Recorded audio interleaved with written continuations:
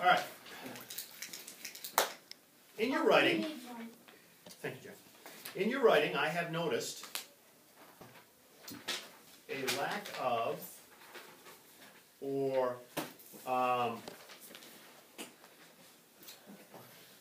there seems to be a lot of precise language that is missing in your writing. And what I mean by precise language is when you use nouns and verbs and adjectives in your writing, nouns, verbs, and adverbs, you should be using precise words that really help to express what it is that you're trying to say. What I'm seeing in a lot of your writing are common everyday words. Let's take verbs, for example. You all know what a verb is. What does a verb do when you're writing? An action word. It shows action. So there are everyday verbs that we use that get overused, like jump, run, walk, said. Those are everyday verbs. In your writing, so that it's more interesting for the reader, you should be using precise verbs. What's an example of a precise verb that you might be able to use instead of said? Graham said, "What a beautiful day." What's a precise verb we could use instead of said? Graham? Announced. Announced. Very good. Graham announced, "What a beautiful day." Kellen? Explained. Explained. Screamed. Screamed. That's beautiful.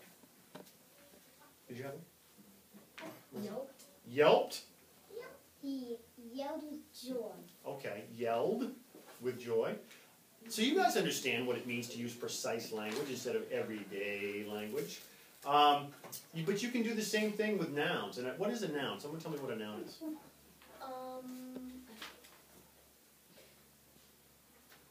Cassie. A person, place, or thing. A person, place, or thing. A person, place, or thing. So you can use precise language when you're working with nouns. You okay? Yeah. You can use precise language when you're working with adverbs or when you're using adverbs. Actually, adverbs in themselves are your way of being more precise in your writing. How many of you use adverbs when you write? What are adverbs? How many of you know what an adverb is? None of us. An adverb, and I thought this might be new to you. An adverb, Graham. Describes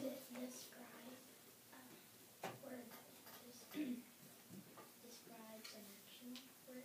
It actually doesn't describe an action word, it modifies an action word. And I'll explain to you what that means. There are different shades of meaning within words, right? So if I said to you that I grabbed something, right? I grabbed the remote control. Grabbed is the verb, right?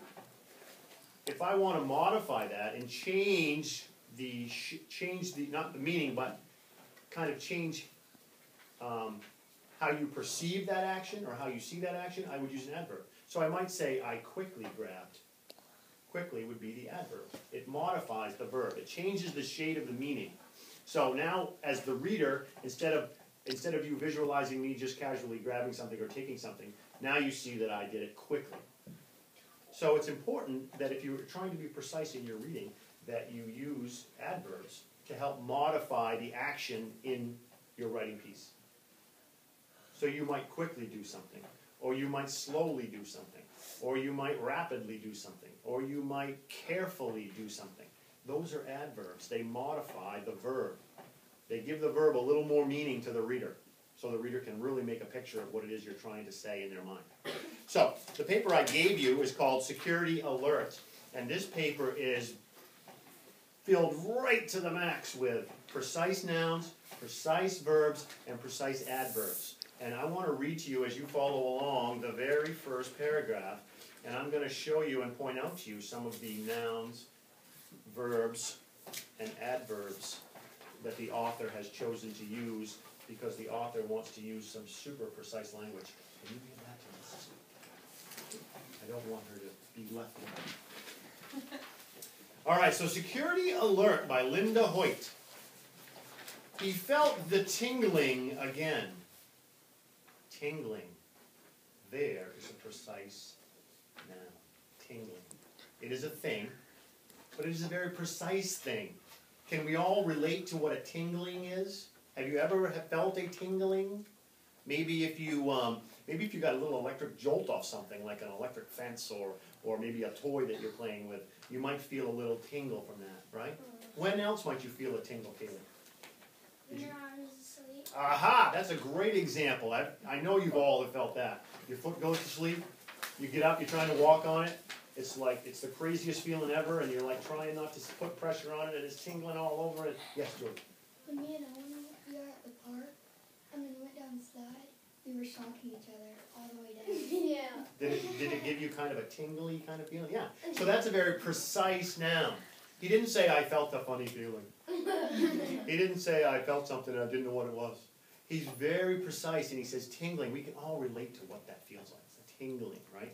Again, not just in the hollow between his shoulder blades, but all over his body. Where's the hollow between your shoulder blades? Point to it on Ethan. Ooh. Where's the hollow between your shoulder blades? You? Shoulder. Does anybody think they know where that would be? A button. The hollow between your shoulder blades. I know it. Where would it be, Jade? Right here.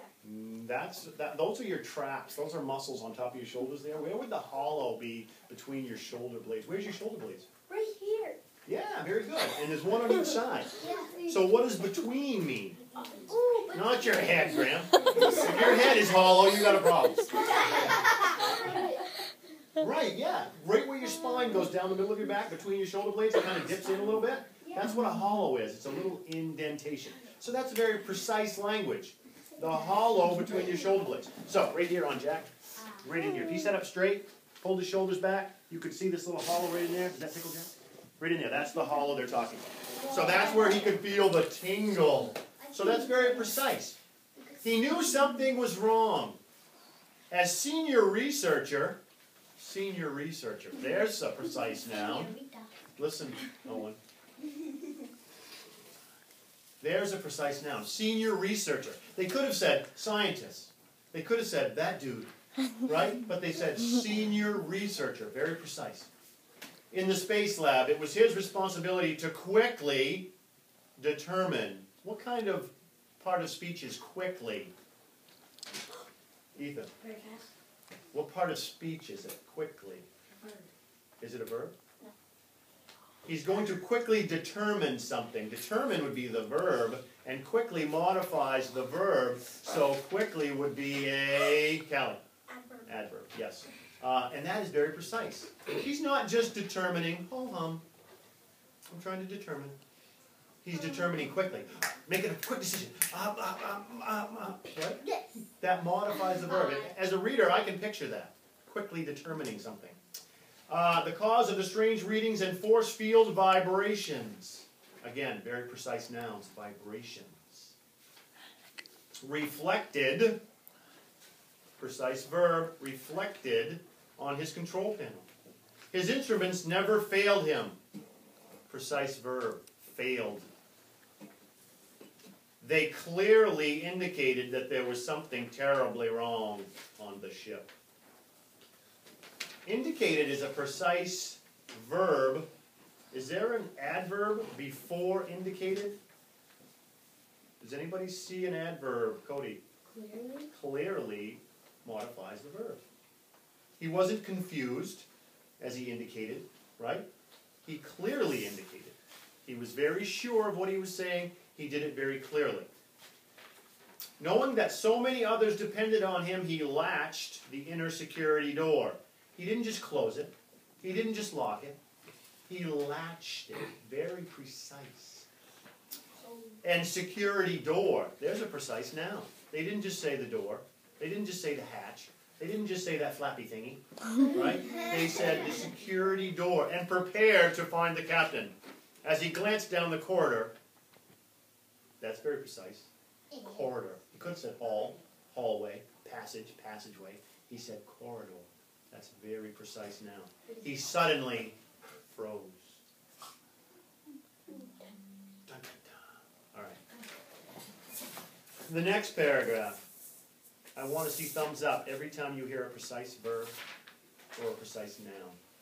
I won't ask you to do thumbs up for adverbs because that's very new to you, so I don't want to stress you out. If you hear a precise verb or a precise noun as I'm reading, show me a thumbs up. Listen very closely, follow along. There, in an alcove, yes, precise noun, next to the airlock 6, yes, precise noun, something glistened in the shadows. What? Glisten. What is that?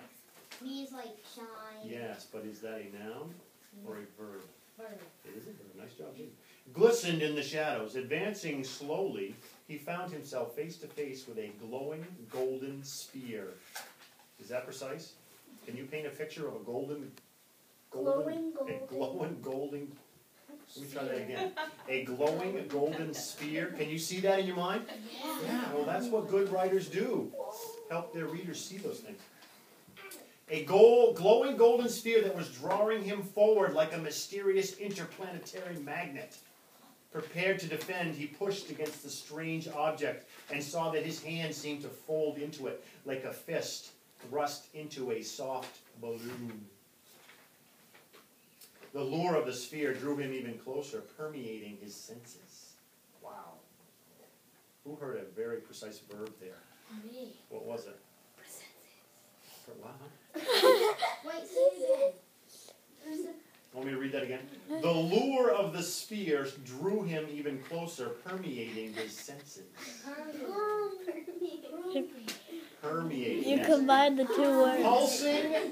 Pulsing and lulling him into a strange sense of belonging. The material around his hand began to thicken and radiate with a deep orange glow. Did you hear precise verbs there? How about radiate? With a deep orange glow. He knew he had to pull himself away to warn the captain, but the lure was too powerful. He stood frozen in fear as a silent scream stuck in his throat. A silent scream stuck in his throat. Part 2, it's interesting that you would say that, Mr. Hawthorne, because part 2 is completely your responsibility. In Writer's Notebook, you're going to take this with you, and you are going to finish this story using precise language. Yes. And, ladies and gentlemen, it is important that you do your very best work here using precise language, because you will come back to the rug at the end of Daily 5 to share your precise verbs and your precise nouns and adverbs. As you share with the group the part 2, as Jordan put it, of this story. So keep this with you. You might need to refer back to this to see exactly where, or to help you to determine where you want to go with the end of this story. Riley, have you switched the centers? No. Okay, don't go anywhere. Melissa, would you switch the centers for me, please? Thank you all. I would like, for those of you, when you go to word work, you know today that you're doing your word sort, and then whatever Tuesday is for your word work. And again, in Writer's Notebook, Graham, you're finishing this story. Read to someone is a free read, whatever you want. You read to the person next to you, not the person across from you. I'm here by myself. Raise your hand, Danny, if you have a question. So grab your book boxes. Make sure your desks are cleared off for your classmates. Kaylee, especially you. You need to fix. Grab your book boxes and get right to work, please. Grab your book box and get right to work, please. You're all set. Thank you.